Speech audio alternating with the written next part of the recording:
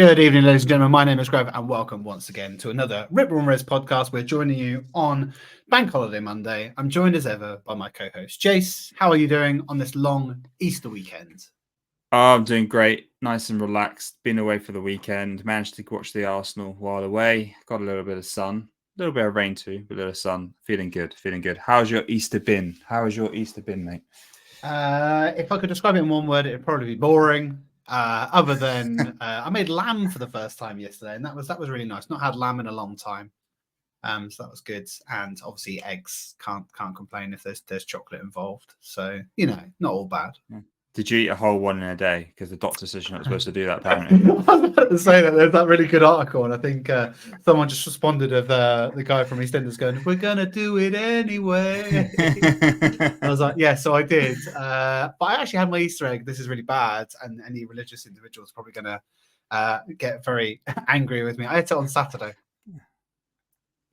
I mean, it's when in Rome, Yeah, exactly. I mean, we ate all our chocolate on Friday, so. All right.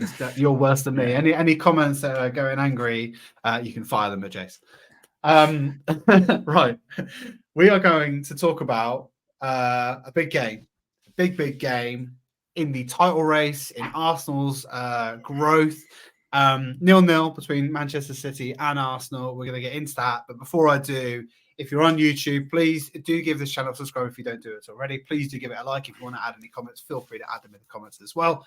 And we're going to get straight into it with the way that we do every single show, which is a rip-roaring review, which is, Jace, I'm going to go to you first. You're going to tell us what is happening in your world of Arsenal this week. Well, it is interesting. I'm going to slightly change my rip-roaring review from what I told you before, Greg. Well, don't steal mine. As long as you don't do that, we're good. I think there's part of it which is just the Sky and all of the pundits and everyone just build the game up, and I just hate it. It's the biggest club game of the season. It's this extraordinary thing, and then like, oh, this is crap. Oh, this is boring. Oh, boring. It's like, just like, this was a tactical chess match, to quote you, what you said earlier, and. Like, I don't think City and Arsenal fans cared. For the neutral, yeah, I don't care about you. We did what we needed to do, and I think I'll get back onto my original review now, which is we're not going away. That was what is clear from this. There was this unnecessarily media hype up of this is where Arsenal catastrophized last year and where they fell to pieces and all of this. It didn't happen. We're solid. We've got the best defense in the league. We're not going away. The squad is, bar anything we're not aware of. We know Saka looked a bit tired. We know Martinelli wasn't fit to start, but he came on. And we know Timber is on his way back. We've got a fully fit squad now for the run-in. Really importantly, the two centre-backs, for some reason, are not liked by their international coaches, which I think is just ridiculous. It makes me. I'm banging my head against. Absolutely love. Well, we do, but it's like if they got. It's like France and Brazil have Gareth Southgate managing them as well. But sorry, that was a dig. But the point is, we're in it to the end. We've got a good squad. I think we're going to now be in it for the run-in, and I'm here for it. We did what we needed to do yesterday. I'd love to do a bit of a smash and grab. We had opportunities to win it, but we didn't take them. We'll talk about that. But yeah, in it for the run-in. We're not going away. Like it, Jace. I like it. Mine's in similar vein, along the same kind of tracks. My one word was maturity. We've ended we've had a good run in 2024, and I don't think you mentioned it there. Like, a lot of people, for some reason, expect us to walk into this game and just roll over City and beat them because of how good we've been. And it's simply not going to happen. But, City have scored in 57 consecutive games in the league at home. And we went to the Etihad not to lose. Effectively, it's like, I think there would have been a lot made if we had have lost. And yes, it would have been amazing if we'd won. But we went there not to lose. I think that's the message that Arteta would have sent to his players, because it's an intimidating team, an intimidating environment. And that, what really frustrated me as well, is that City obviously were losing some players. They had Stones and Walker out, and people make City of losing players, right? They had 100 million worth of players on their bench ready to come in for those two players. We had Rob Holding, who can't get a start for Palace when Saliba was injured last season. These are not apples and apples, right? And when we walked into this game last year, like you said, we were catastrophized for bottling. It wasn't the same team. And I think that there shows an enormity of growth in our belief, in our system, in everything. And for our centre backs, particularly, we're going to talk about them, to nullify Haaland again and limit him and them to one shot on target this game. This, normal teams don't do this. We're not a normal team. There's nobody else that can say they can do this. And I think that, I would love to have beaten them, but, we didn't lose. And that is for us. It's like we're the only team with the lowest goals conceded. We're the lowest XG against. We've got some really tough away games coming up as well. And I think this just puts us in really good stead. We don't allow teams to create a lot of chances, really. And we didn't in this game. And I think that shows, like you say, it maybe was a bit of it's certainly a boring game for the neutrals, I would have said, like that tactical chess game. But that's what we do. We prevent opposition from creating chances. That's what we're good at. And we did it here. And I just think it just shows a great deal of maturity from us. It's like we could have entered this game. And I wondered if you thought we would, in the same way that we have in some of the other games recently, where we started electric like we did last year, or whether you thought we'd actually tactically approach it differently because it's City. I think I messaged you saying, because we had a couple of chances. We had a bit of energy at the start, but not like our usual gun-ho. I think we knew that we didn't want to be exposed, right? And I think I messaged you saying it felt like the Community Shield game that we went to, right? Where it was like... you want to suss each other out maybe a bit. Yeah, suss each other out, low block, make sure it's a solid defensive performance, get a goal on the break if we can. And that was that's what it felt like. And I think that kind of reflected a lot of it. There were chances when we pressed City and we made them lose the ball, and we had chances we could have taken there. But I think the thing for me that kind of you mentioned there is just like, let's look at where we were last season and where we're now this season.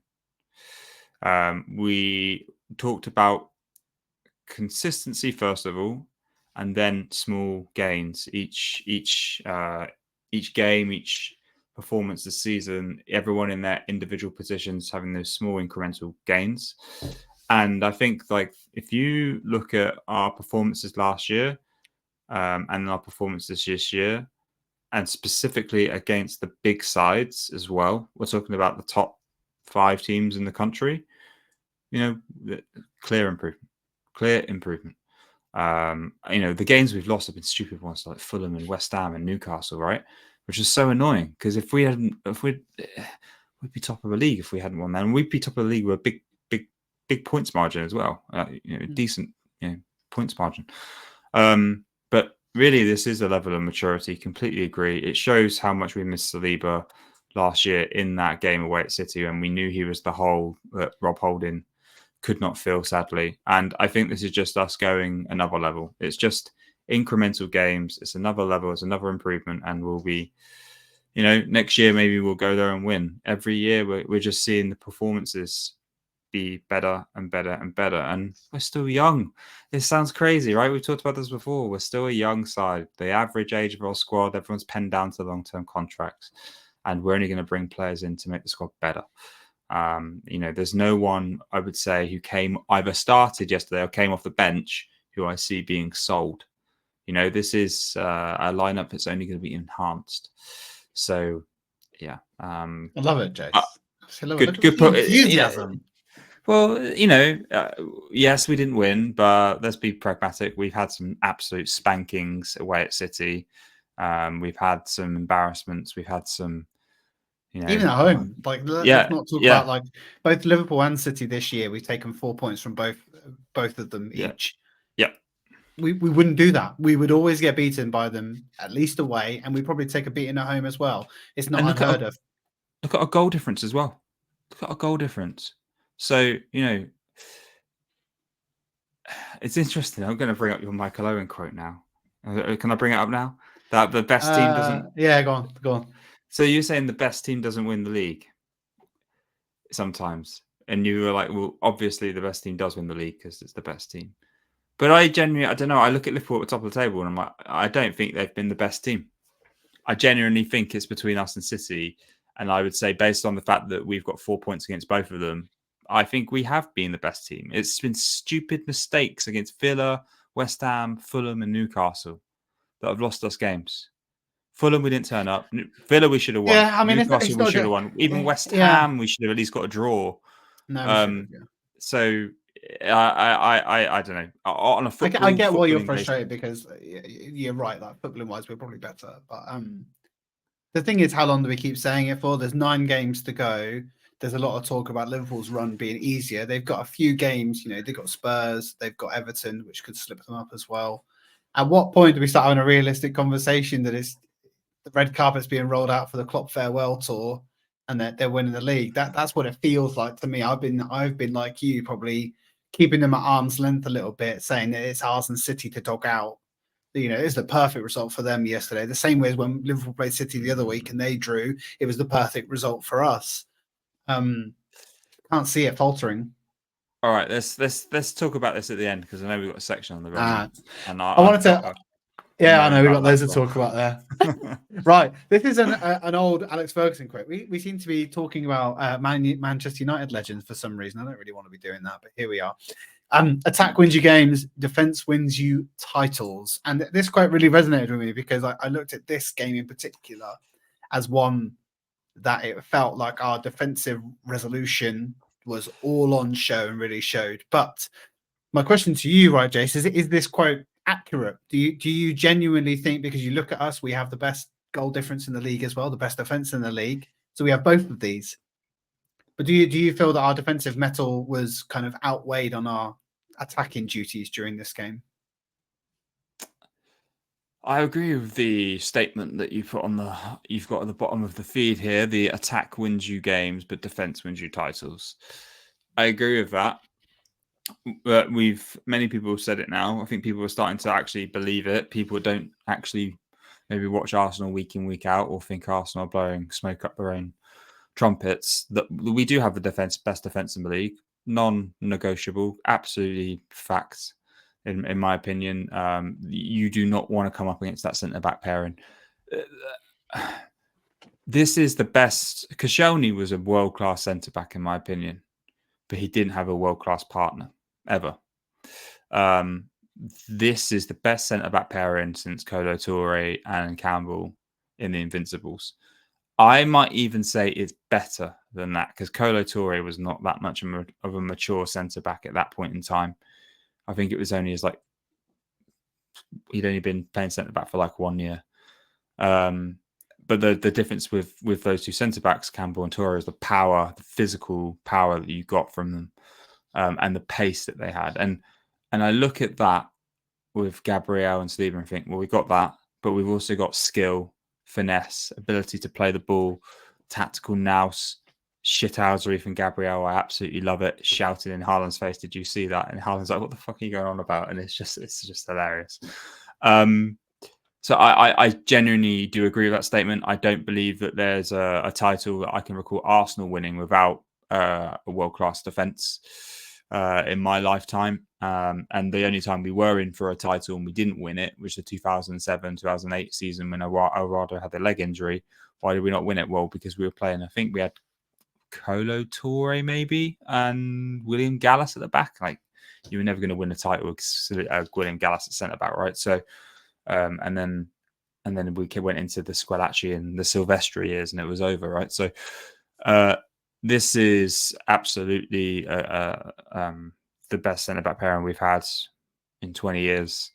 They are by far the best centre backs in the league. They are consistent game in, game out. They have managed to touch this fake wood over here. Yeah, I don't think touch MDF is the saying, unfortunately. Yeah, but most of the mistakes are ironed out. You know, there's no Mustafi moments. There's no. It's always calm and composed. Yeah, well, you know, they're not going to be perfect game to game, but not any defenses, in my opinion. So yeah, defense wins you titles 100%. Do you think though that in this game in particular that our defensive metal is so good, yet our attacking fortitude isn't I mean, on show in this game, I feel that we lacked a lot up top.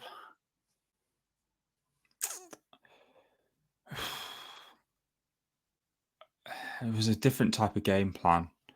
I mean, is this where you want to talk about the attack as well as the defense here?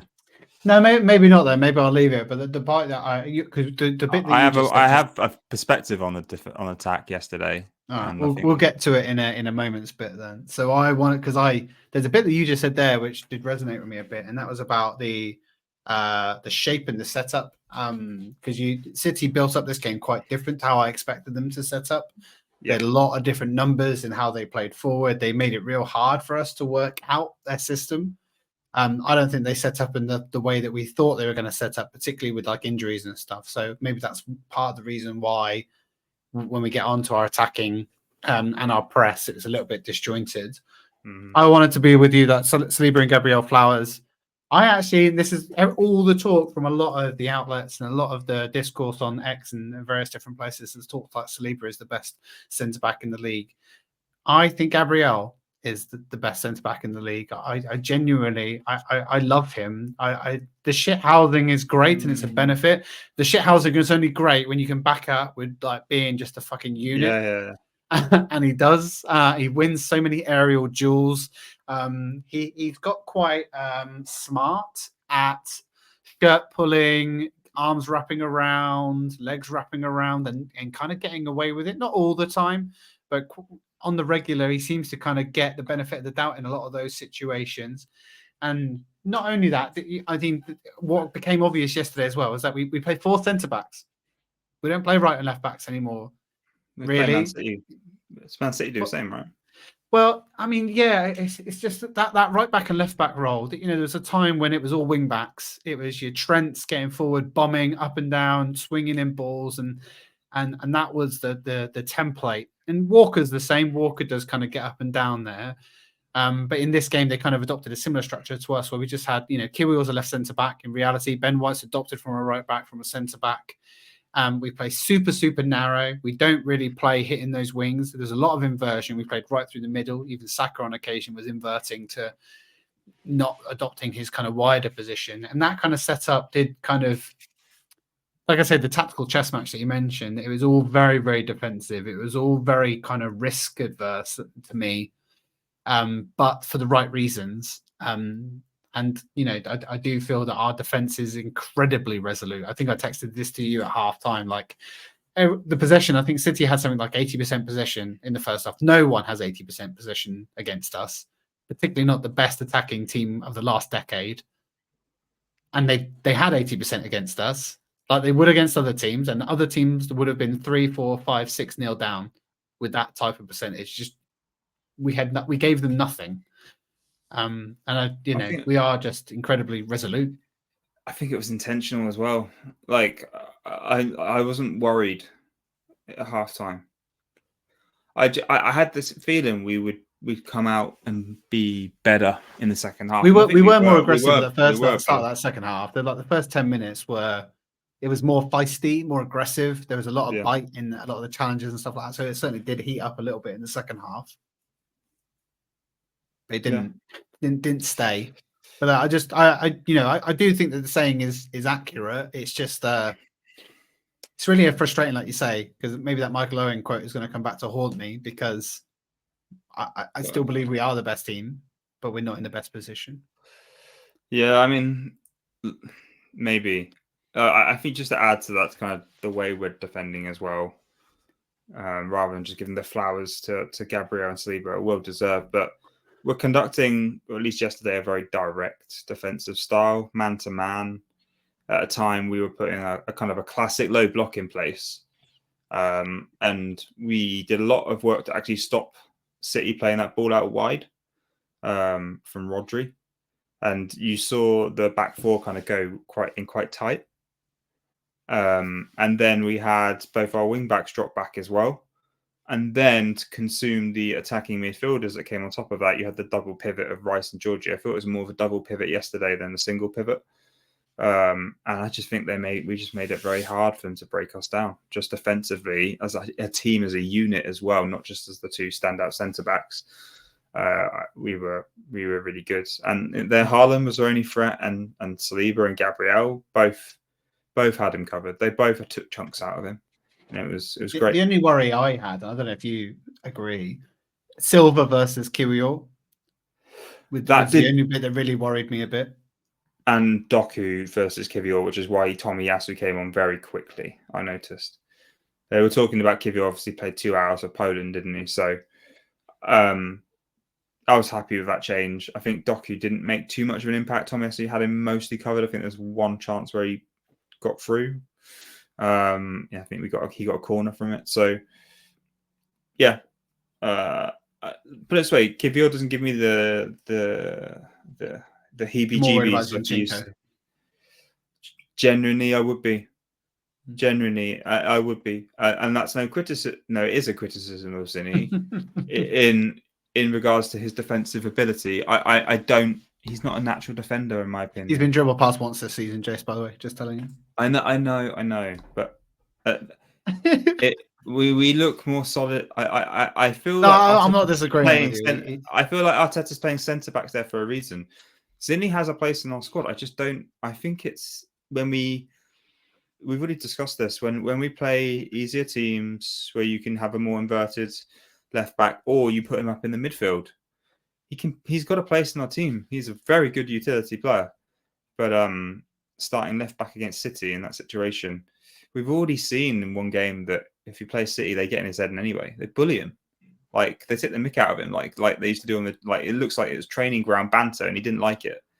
So it wouldn't have been the right game to play him anyway, I don't think. I agree. All right, let me go on to this segment's called The Long Game. A little bit of a double entendre from me. We are in it for the long game, and I think we played a bit of a long game from our keeper standpoint. So this segment's going to talk a little bit about David Raya. I think I'm not too sure we'd have a difference of opinion here, but I want to give the microphone over to you first. Just talk to me about what was the sense and the feeling you got from David Raya in this game? Was it the usual that we've seen? He's really kind of leaps and bounds, or has it regressed a little bit? Was there things that worried you in this game? So I think the first thing I observed is when we had the ball, he kind of played as part of a back three. He kind of came in the middle between the two centre backs. And that was to prevent City's press with two on the defenders, because you had a third in and then they can't press because you've got one player to pass between. So that was, in theory, a really useful tactic. But then that means if you're going to have a ball-playing centre-back, they need to cope with pressure. And this is where Raya was nervous. He looked nervous. I don't know if he was. I don't know if it was any different for him personally in the game, but he looked nervous. And I believe his passing demonstrated that as well. Sometimes he just went long and it went to nobody. Even with the goal kicks, he couldn't decide whether to pass it and then he just ended up so much. He got booked for it once because he was so not confident at doing the pass out from the goal kick. So I don't know if it was the confidence. I'm not sure, because I got the sense that it was like an adoption of a different style depending on the situation. It was more situational awareness of whatever demanded at that point in time. They pressed us. There was occasions where Gabriel put the ball down to pass to the ball playing centre back being Raya, and their press was so high. They literally had three on the edge of the box ready to pounce that we just thought, like I said, a bit risk averse more than anything. It was, should we just go long, and if we can win it back if we lose it. Yeah, so you can look at it both ways, I suppose, right? Yeah, you can. But I mean, for me, the distribution still wasn't good enough. I think you'd have seen Havertz more involved if you had better distribution. I think that was a lack of interplay. Those long balls have been really benefiting Havertz in the position he's been playing, and we didn't see that yesterday. He was a little bit absent at times. And I think that's just because of the way we're playing. But then also, I commented to the pass to Saliba. Just a simple knockout to Saliba. instantly put Saliba in unnecessary pressure when he could have. That was the point when he should have knocked it long. Instead, he just gave it to Saliba. Saliba's like, well, I can't give it back to you now because you've got a man pressing on you. I've got 2 men pressing on me. So he ended up trying to go down the line. It went out of play. And even the commentator, I mean, Gary Neville, he's been a right back, right? So he knows in that position. And he was just like, that was a bad ball by the keeper. And it's like, yeah, but it was. That's just the first of many. Well, not first of many. That's another on top of many that has occurred today. So not his best game. That's my perspective on it. He did make a couple of important kind of saves as well, though. So he didn't have a bad game, but he didn't have his best game, and he looked nervous. See, I'm not. I can see maybe not written all over his face, but like I do feel that Arteta definitely instructed his players not to mess around with it at the back as much this game. Any mistakes, that this game is going to be really won or lost on mistakes more than anything, particularly with two teams that are very, very good with and without the ball. And so anything we were planning on making mistake-wise had to be far away from our goal as humanly possible. And there were, like Erdegaard, I think he had a poor game this game, and he made quite a few loose passes, in my opinion, that could have cost us, but because they were further away, they were okay. I agree, it was quite, his distribution this game, Reyes, was not on point. There was a few where he's kicked out of play or he's kicked it on the head and they can't keep it in. That kind of stuff was a bit poor. I would say that like this is just a tactical thing that we've obviously set up against better teams with a long ball approach. In most games, we do about 50-50 with play out from the back and play out long balls. This game and the Liverpool game, I looked up, both about 80% plus. So we definitely adopt a different style against teams that we know are good at pressing us or are good with the ball. Like I think I said a second ago, just very risk averse. This felt to me. It felt like we were, like I said, the game is won and lost on the bad things happening, and so we try to avoid those bad things happening as much as humanly possible. And if that meant playing the ball out of play, playing maybe passes that weren't necessarily going to formulate for us into something worthwhile, attacking possession-based football, we would just take those moments and move on to the next one. And I mentioned maturity in a written review. Maybe that's part of it. Sometimes maturity is not just by the wins that you take, it's by the losses as well. And there's learning, the progression that we would have, those incremental gains that you mentioned. I just feel that, and also that Raya is not, he's been in a Brentford side that are just a middling team. He wouldn't have been in the pressure cooker situations of what this game will bring you. I think he's only had 4 caps for Spain. I could be wrong. I'm sure a commentator made a point of it, but he's not played for Spain very much. He hasn't had many moments like this. And biggest club game he's ever played in? Probably. I mean, this is, I sound like the same conversations I have with my wife every other week at the moment, where I'm like, "Oh, it's a big game. It's the most important game of the season," because they're all turning into that. So I don't know if anybody else has that same kind of conversation, but it's always like, the football's on again. You know what I mean? So Raya might be having that conversation where, yeah, you're probably right. This is probably the biggest club game of his career so far, but it feels like the more these are coming along like trains at the moment. There's going to be another one pulling into the station on Wednesday, and Raya's going to have another tough game that he's going to be, let's not look past Luton, because we did only scrape past them in the away fixture 4-3, and what a game that was. Yeah. So, don't count them all before they've hatched. A little Easter reference there. I should have said eggs. Damn it. It's too late now. Right, let's talk about, I entitled this segment Moments. This is where you can talk about the attack, Jace. Because Arteta's talked a lot about moments and games being defined by moments, and this did have a few moments for both teams. Do you want to use it as an opportunity to talk about those attacking moments that maybe didn't come to fruition for us? Yeah, I mean, I kind of made some notes, which was, I think, a Martinelli or a Trossard start today, and I think we might have had a different result. That's my opinion. Martinelli, I agree with you for sure, definitely. I don't think. Again, Jesus, I don't know what it is about City players playing their old team. They always just seem to, for me, look a bit. Again, I can't talk for what's going through their head. All I can talk about is what I visually see on a TV screen, right? Because we weren't in the ground, and it looked like they had him. Like he was trying to play mind games on them almost, and so, but it was more like it wasn't working. He They was were in on doing, the joke with him, kind of thing, wasn't it? It's like, yeah, like because there was a lot of laughing, there's a lot of chuckling. He got booked for chucking the ball away, doing stupid stuff. And I was like, what's going on with you, man? It didn't seem right. I'd never seen this side of Jesus. And 4 chances I counted, just going back through the highlights and what I saw yesterday. For me, I think they were all half chances, but he could have put one of them away, maybe.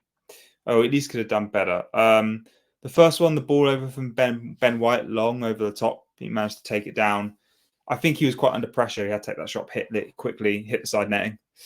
Gary Neville was like, he could have done better. I was like, maybe not. I think he took the half chance there. he has to snatch it, didn't he? Really? Yeah. To really do anything different. Yeah, he had one with the ball from Saka along the front of the box. He was just behind it. He wasn't quick enough, alert enough to the situation, you could argue. He was trying to run maybe in front of a defender. I think he read too late that the ball was going past the defender and he had to go behind the defender and tried to slide. And he missed it. There was then 2 other chances, both where he was just taking so many touches in the box. Both of them. One was where he dragged it wide to the right of the keeper's post, or to the left of the keeper's side of Ortega. And I felt that one he should have hit the target. I was really annoyed because I was like, you kind of did a lot of quick feet to create yourself the opportunity. And you actually, this time, personally, I'd have gone for the other side. I'd have gone near post and tried to put it inside, nestle it in the corner. But he tried to go across, and I was like, that was a chance missed. And the other one was where he should have just laid it off. He was like trying to. He ended up getting a block shot. He basically was trying to run. You know when you're kind of trying to get a shot away with his right foot. You fake it like 3 times. Fake like and the next fake. player, the next player, the next player. Yeah, until the point he's gone from one side of the box to halfway through the box to the other side and manages to eventually get a shot away and it's just blocked. And I was like, if you'd have looked at that right, you'll notice that you had 2 players on the edge of the box there. You just need one pass to a classic Odegaard or Declan Rice cutback and let them whip a shot off. Well, I watched there's like 6 players around him. It's like you literally, if you got a good pass, you take 6 players out of the game almost. Yeah. So for me, it was just decision making. Like they were, as I said, they were all half chances. Maybe not that one actually where he dragged it past Ortega. I think he could have done better. There are half chances, but in that kind of game, you're only getting half chances. You're only getting a couple of moments in that kind of game. And in the beginning of the season, when we had those kind of games, because I admit, how we play against City and how we play against Liverpool in the second half of the season are kind of like the anomalies from the second half of season performance, where we've had the gas on and we've just been going at teams. They were kind of similar to performances we had the first half of the season, where we were like slow starting, low blocks, stay defensively solid, and we'll try and get a goal on the attack. That's what it felt like. And in those games, you only get a few moments. And we took them at the beginning of the season. We didn't take them this time. So yeah, Jesus is the one that really stood out to me. And not taking his chances. I don't know if there's anyone else you want to talk about in regards to those few moments. I feel there's a bigger moment than all of that, and that was the Trossard break where he could have slid in Martinelli. And I feel so it felt very reminiscent to me to the Liverpool game where Martinelli could have fed. Yeah. I remember who it was now, but where the pass was too close to the keeper, to Alisson, and then Alisson kind of scooped it and cleared it. That for me, like as soon as he takes it, there's a still of that image where it's like there's a perfect ball you could play to Martinelli there, and he's free. And Martinelli, for my money, would be putting it away. Instead, Trossard opted for taking it on himself, and effectively he hit it with a lot of power, but far too close to the keeper, and the keeper just threw his arms up and was able to make the save. And it's like you say, the game is defined by moments and the half chances, and that was more to me than a half chance. That was a chance where we effectively, and it's that decision making. And Trossard's not a young individual, he's at his football maturity. I feel maybe he felt, this is like the non-professional athlete in me obviously talking.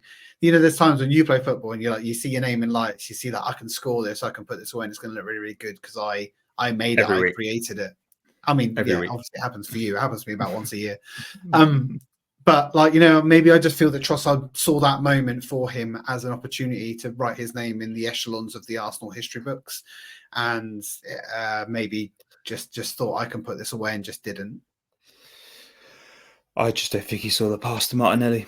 I don't think he was looking at that part of the pitch. But is that part of it? It's also like you're blinded somewhat. Yeah. You know, your tunnel vision of that situation is very different to what it would be in others. Yeah, I mean, to be fair, I've got to give him a little bit of credit for what he's done previously. I'd understand if that's what his thinking process was, because he's scored quite a few goals down the left like that, and where he's hit really nice shots and they've gone in. But when he's hit those shots, he's hit them low and to a near post. He hit this one straight at Ortega, and it wasn't a threat. So it was a poor. It was just even if his decision wasn't right, the thing it failed in was the shot. The shot was the worst thing. It wasn't a good shot. Yeah.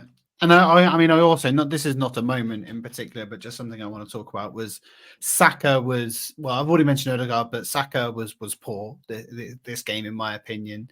And there was some discourse online about that he kind of hobbles off the pitch when he's dropped a poor game to mask the idea of a poor game with a potential injury. This is a player that's played a lot of football, and obviously he didn't go to England, or he went to England and maybe came back because of an injury. And we know that Arteta is guilty of playing Saka into the ground, and he plays a lot of games. And this is the type of game that we need him at his best. I just genuinely believe he just wasn't.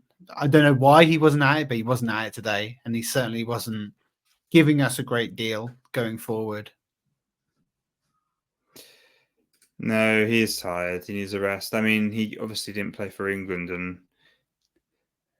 it's interesting, right? Why did he leave the England camp, really? Because they said injury. So if he was injured, then he's playing today, maybe not fully recovered. Because if he's fully fit, if he's in the right shape, Southgate is a bit of a stickler. He doesn't care about the clubs. He'll run players into the ground. So, from what I've seen anyway, like, you know, there's no giving certain players rest. So, yeah, he needs a rest. Maybe we don't see him start against Luton. Maybe we play a different lineup. Yeah, I mean, well, that was my next kind of segment. I want to talk about maybe changes ahead, because it felt like there were a few jaded players, despite being, it might have been because they've been on international duty and we haven't played for a while. We've got a heavy April coming up. I think we play 9 times in April, I think. And depending on what we do with the Champions League as well, there's other kind of things that could happen there. Do you think we change this up against Luton for Wednesday evening? Playing Brighton on Sunday as well, aren't we? Or I think it's Saturday afternoon. I think 5 o'clock. Yeah, we have to change it for Luton. Brighton's a harder game. Yeah, we got Luton Wednesday, and then we got Brighton Saturday at 5:30. Yeah. Yeah, I would like to think that we don't, but I think the reality is we will. What positions do you feel that are open to changing? Saka, Georgie, maybe Partey starts. Saka and Georgie, the two that stand out. I don't think Deck will go all game. Havertz looks pretty fit. Odegaard, I don't see us changing the back four unless Zinni's fit to come back in. Yeah, maybe Kiwior for Zinni. Maybe the only other one. But that's Tomiyasu for Ben White or not? No. He's well rested, so I'm not sure. I'm only just looking at the strikers like Jesus or Nketiah through the middle. I don't know. Nah. I mean, most of those guys are well rested. It's only the England boys. Odegaard, I think, probably went out for Norway. I think that's probably it, right? So I think a lot of our squad is had a good rest. So I probably, yeah, those are the 3, if any. But I wouldn't be also surprised to see the same team play. True. Yeah, I agree. Right, we actually talked pre-show about this. We're going to talk about the run-in, and the reason why it's got a question mark is because Jason's got a big bee in his bonnet about the Scousers, and I'm sure he wants to use this as an opportunity to go in and talk about maybe what I call the Klopp red carpet being rolled out, because it certainly does give some of that impression. Maybe the more that you watch them. And Jason, you caught the second half yesterday, the Brighton match. Tell me what you're seeing. What do you think's happening? Well, you're gonna get me like absolutely like I don't know murdered by the Scousers on X. Look, I just think they're really jammy. Like we've seen them play football this year. I don't think it's the best Liverpool side we've ever seen. I don't know where they're getting the energy from to get them over the line. They are so jammy. They are scraping results game after game. There are so many games where I've looked at the score and gone, oh, thank God, finally they're losing or they're going to lose this one. And they suddenly, I look at the score later and they've won. And like, just watching this Brighton game, at least I didn't, admittedly, I was on holiday, so I didn't watch the whole game, but I got in and watched most of the second half and they were holding on for dear life at points. I was like, how are they doing this? How? With the quality of their midfield, they've got so many kids I've never heard of playing. I'm like, how are they managing to do this? Partly because I'm like, you've had your chance, you've done your bit, go away, be mediocre again for a bit. Like, let us come in and try and win the league title for once. It's just, I just. Sorry, I saw you scratching your eye there. I didn't know if that was a weeping tear you're mimicking. Nah, I'm not crying for the demise of Liverpool. I'll be like you cheering. But I mean, I've said that the one that annoyed me the most. Yeah. Go on. No, I was just saying first, Jamie. The thing is, in this game, I don't see them being that jammy in this game. I do feel they put in an all right performance. It's more like the decision they got against Forest, where they should have lost or drew. I think it was when Forest literally got the wrong decision where they should have got the ball back, and then Liverpool countered and won the game. Yeah, it's just stuff like that. And you're right, they are riding. Like there's a lot of other pods that I've listened to that have talked about luck this season. And I think we talked about when Arsenal went through a dry patch of not being able to score, and all of the conversation was about we needed a striker. There was a lot of conversation about the amount of shots we were taking, that the luck would turn over time. Is that the fact of the matter is that our numbers are decent. We're just not taking those chances and they're not converting them very well. And that we now see this, we're the best team in the league for goals created and goals scored. And so there is an element to kind of say that you would eventually imagine that Liverpool's luck will soon run out. They are overperforming. There is a table graphic that I saw from Canon Stats, I think it was, that showcased the under or over performance based on where you are. And basically us and Man City are pretty much on the nose about where we should be. And Liverpool were way overperforming their metrics. And so you just got to hope. And this is the thing, there's 9 games to go, right, Jason, that they also don't have that a difficult run. I think they've got Spurs, home or away, I forget. They've got Everton, which has the chance to be a banana skin, particularly if they are in the depths of a relegation battle. You've got United. Yeah, they got United this weekend. But even, I mean, fuck me, United are shit. So shit, in fact, that one of my friends turned off the semi-final against Liverpool at 2-2, and saying how bad they were for them to miss the fact that they came back and won that game. Man United are shit. And so I just hate wanting them to do something. It's the same when they played City the other week.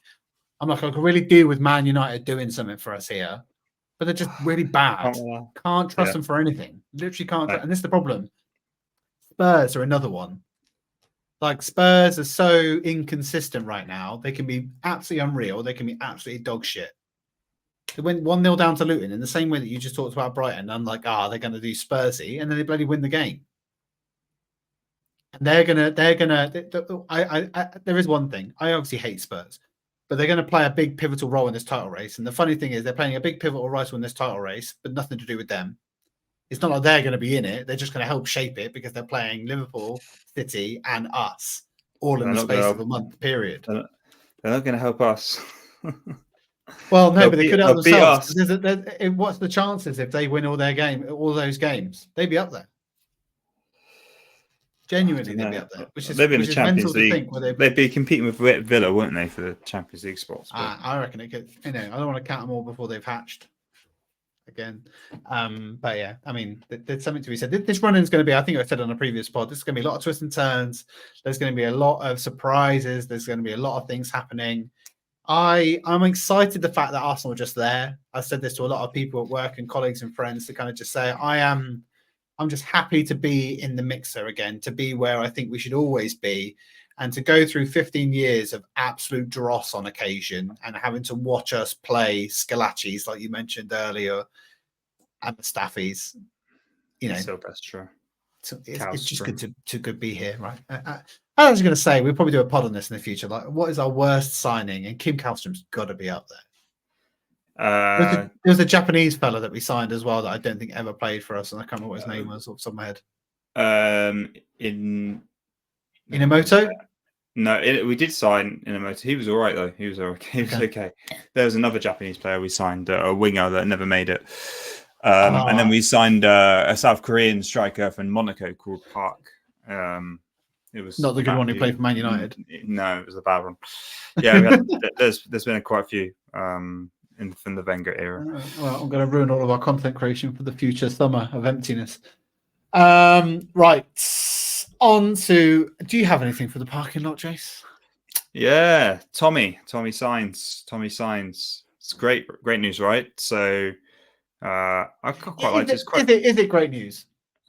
Genuinely, because I agree. On his day, can be a very, very good player. Could be very, very versatile, very, very utilitous in the fact that he can play many different positions and he can invert, all that kind of good stuff. His record for me was the worrying part. We've been guilty of signing players in the past, and more in the Wenger era, of players that are consistently injured and can't play many, many games. And I thought we were past it. Okay. I agree with you. Let me put a different spin on how I'm seeing this. Spin me. Right round, baby. So, is Tomiyasu in your starting lineup? No. Okay. So, he probably knows that he's not a starting lineup player, right? Injuries, amount of games he started. So, he knows probably that he's a bench player and he's got to earn his place in the starting lineup, which he has done from quite a few times, right? He's earned his place and he's had a period of good stability in the starting lineup. So he knows that and he's still signed the contract. Would you rather have someone like Tomiyasu coming off the bench or Rob Holding coming off the bench? Rob Holding. No, it's a really good point, actually, Jace. I take the stability. It's adding to our back. It's adding to our defensive stability. He knows he's not a starter. We've got a solid defense. If you got Zinchenko, but we know our starting form right now at the moment is Kivior, Kivior, Saliba, Gabriel, and White. If you've got Tomiyasu, Yuri and Timber, and Zinchenko on the bench, it's not a bad defensive backup. That's comparable with the cities of, Stones, Walker, Diaz, Akanji, Ake, Gavid. I'm going to say it badly now. Gaviol. Yeah, he was good yesterday, by the way. I just wanted to make a point of that. For me, he seemed to be the strongest player, and he doesn't even get a starting berth in City most of the time. It's like £90 million as well, wasn't he? Or something. Yeah, it's like 70 million, I think. But yeah, I think my point is to have that strength and depth from the defense locked down, signed down. I don't have a problem with it. I'm happy that he signed. You've swayed me, Jace. You spanned me, and I've done a 180. I'm with you. I do. Yeah, you're probably right. The only thing that worries me somewhat is if that injury record does come down to when we do need to rely on him. There are going to be occasions where you'll need him to start 5, 6, 7 games in a row because of injury, and then if he's not fit, that's where we run ourselves into a hole. I do feel that we have quite an embarrassment of riches at both right and left back because of the versatility in our players. Like, you've got basically 3 players that can play any one of those positions in Timber, Zinchenko, and Kiwior on the left. White, Tomiyasu, and Timber on the right, actually, probably. Timber can play both sides, I think. So I actually think that maybe the centre back's more of the. And I know Tomiyasu can play centre back. He plays centre back for Japan, right? Yeah, left centre back for Japan. Same as Kyrgios, left centre back for Poland. Timber can play centre back. Ben Wright can play centre back. So maybe we might be all right. I do. Maybe centre back's the one that I maybe worry about because they're not of the calibre of Saliba and Gabriel, and they're not many that are. You'd be paying a lot of money for a player of that. You know, we paid 27 million for Gabriel, which is an absolute steal when you look at it now. Well, there's the Ajax kid that we're still after, isn't there? I think so. It'd be nice to see us add to that. I wouldn't be surprised to see a centre back coming in the summer as well. Well, amongst mid winger striker, God, it's going to be a balls out summer. Well, Zinni might go. I've got a feeling Zinni might go. I mean, obviously there was talk. We talked on this last part. If you're getting 30 to 40 million for him, I can't see why you would turn it down. But like you say, he's a versatile. Quite a good versatile player. Can play a lot of positions. Offers a lot. Not super reliable in the same vein as Tomiyasu because he can fade in and out of injury. Maybe we cash him. Yeah, maybe. Yeah. All right, cool. Well, thank you very much for joining us. Jace, you going on Wednesday? I know that you offered me a ticket. Are you taking it? No, I can't. I am not able to be in London for the game because of work, so I am not unfortunately going to be there. Okay, well, we'll be catching it on the television, and I'm sure that we will either catch you on the pod straight after, or maybe the next day. We'll connect offline and bring the audience what they want most, which is obviously more dulcet tones of me and Jace on your Wednesday or Thursday evenings. And a 5-0 win. And a 5-0 win. Why not? I'm not going to go as ballsy as that one. I thought Jason's 3-1 written all over it. He loves the 3-1. Oh, yeah. I mean, when you actually ask me for my genuine score prediction, it'll be 3-1. Yeah, it'll be 3-1. All right. Well, we'll speak to you in the week. Thank you very much for joining us and have a great evening. Cheers, guys. Thank you. Come on, you